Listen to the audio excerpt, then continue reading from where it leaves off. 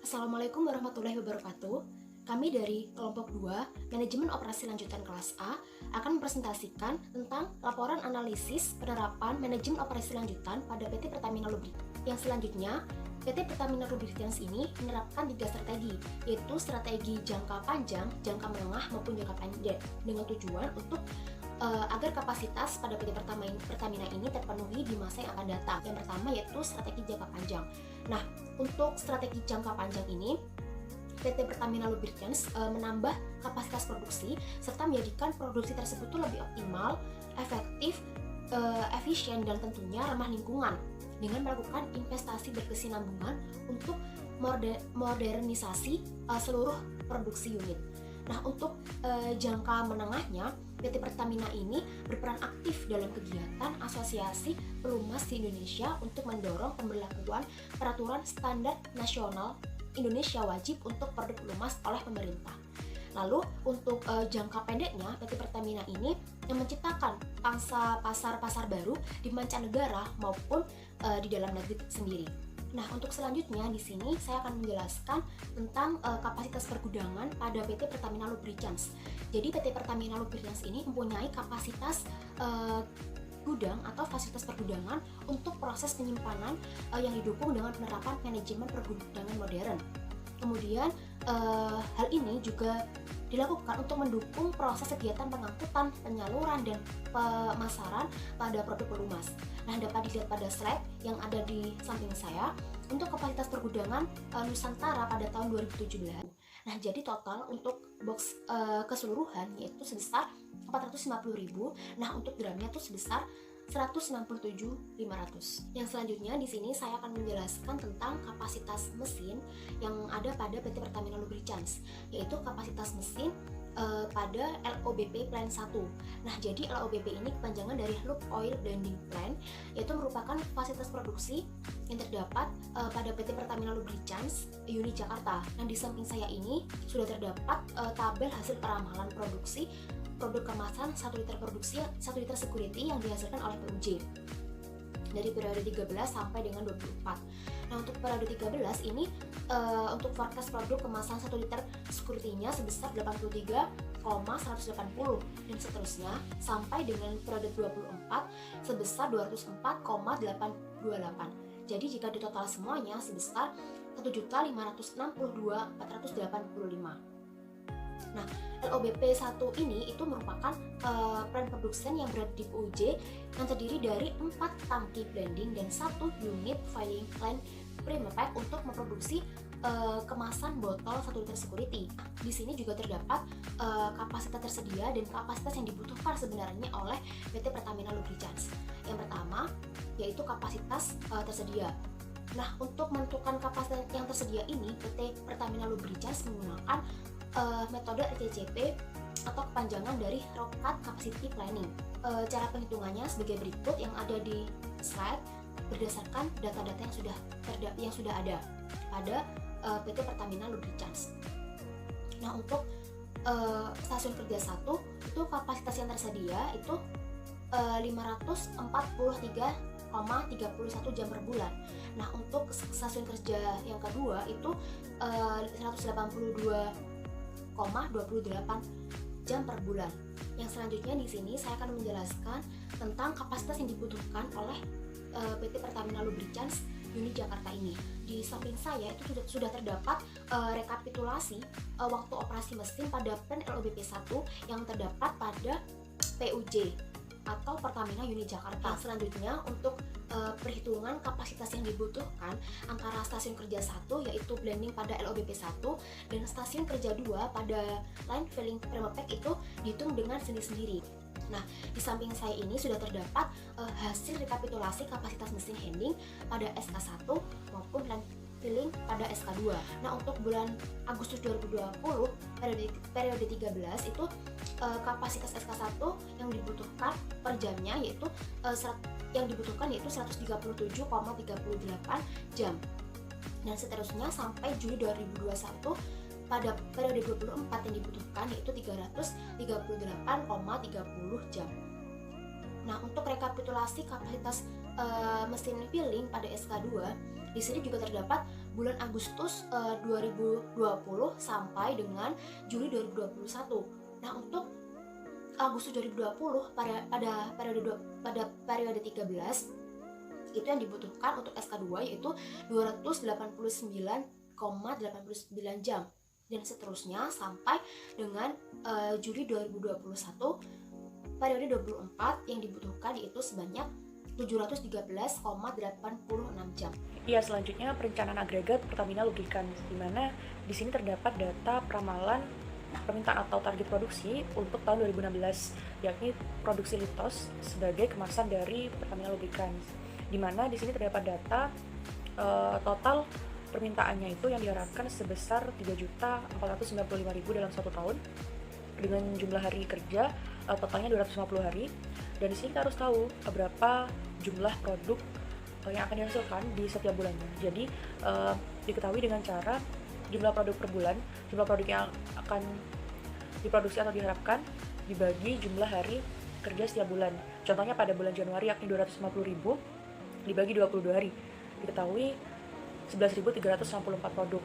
Nah, kemudian kita harus mencari nilai rata-rata kebutuhan, yakni dengan cara total dari produk yang diharapkan yakni 3.495.000 dibagi total jumlah hari yakni 250 hari, diketahui sebanyak 13.980.000.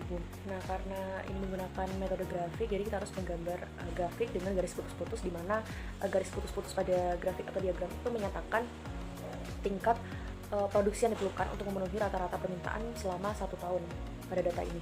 Nah, jadi seperti yang sudah diketahui tadi bahwa rata-rata kebutuhannya itu yakni sebesar 13.980, di mana diketahui sesuai dengan data tadi yang dinyatakan pada grafik ini, yakni pada bulan Januari, Juni, Juli, Agustus, September, dan juga Oktober itu permintaan yang diharapkan lebih rendah dari rata-rata. Sedangkan untuk bulan Februari, Maret, April, Mei, November, dan juga Desember itu permintaannya yang diharapkan lebih tinggi dari rata-rata. Oke, saya akan menjelaskan tentang manajemen persediaan. Nah, menurut Hani Handoko 2000, persediaan adalah segala sesuatu atau sumber daya organisasi yang disimpan dalam antisipasinya terhadap pemenuhan permintaan, baik internal maupun eksternal. Persediaan ini bisa disebut dengan stok barang yang nantinya akan dijual dan digunakan dalam periode tertentu. Produk Pertamina ini dengan merek dagang Kompen 68 merupakan jenis pelumas dengan bahan mineral base oil yang ditujukan untuk penggunaan pada mesin diesel atau mesin industri tersebut. Berikut data pembelian bahan baku kemasan, pemakaian bahan baku kemasan, dan persediaan kemasan aktual pada tahun 2012. Oke, kita lihat pada tabel pada pembelian kemasan. Dilihat dari tabel di atas dapat dijelaskan bahwa terlalu besar jumlah pembelian kemasan dan jumlah persediaan aktual kemasan jika dibandingkan dengan pemakaian kemasan. Mengapa hal itu bisa terjadi? Karena diakibatkan dari perencanaan persediaan yang kurang tepat, sehingga menjadikan kelebihan jumlah barang pada gudang penyimpanan bahan baku. Ada beberapa masalah penyebab persediaan di perusahaan pada bahan baku kemasan yang mengakibatkan kelebihannya kapasitas di gudang penyimpanan. Ini antara lain: 1. Minimum kedatangan atau pengiriman. Apabila perusahaan hanya membutuhkan bahan baku kemasan sebesar 1.500 unit, tetapi di sisi lain kapasitas muatan kendaraan itu kurang terpenuhi. Kapasitasnya kendaraan tersebut sebesar 2.500 unit. Maka secara tidak langsung perusahaan itu membeli bahan baku kemasan dengan menyesuaikan kapasitas muatan kendaraan tersebut. Kedua, ini ada slow moving. Faktor dari slow moving ini dapat terjadi ketika adanya penurunan jumlah order produksi. Contohnya gini, jika produksi untuk minggu ini itu telah disiapkan dan bahan baku itu semua sudah siap, tetapi jumlah order ini mengalami penurunan, jadi sehingga berdampak pada penurunan produksi juga. Yang ketiga, ini ada minimum jumlah order. Apabila perusahaan ini melakukan pembelian bahan baku, terdapat ketentuan minimum order. Nah, semisal perusahaan ini hanya membutuhkan bahan baku sebesar 500 unit saja, tetapi ada syarat dari pemasok ini, ada syarat ketentuan minimum pembelian sebesar 1.000 unit. Maka, secara tidak langsung perusahaan harus mengikuti syarat dari pemasok tersebut. Baik, selanjutnya saya akan menjelaskan tentang MRP atau Material Requirement Planning. Jadi, menurut Heiser dan Render, MRP merupakan suatu teknik permintaan yang dependen yang menggunakan daftar bahan, persediaan, penerimaan yang diharapkan, dan jadwal produksi induk untuk menentukan kebutuhan bahan material.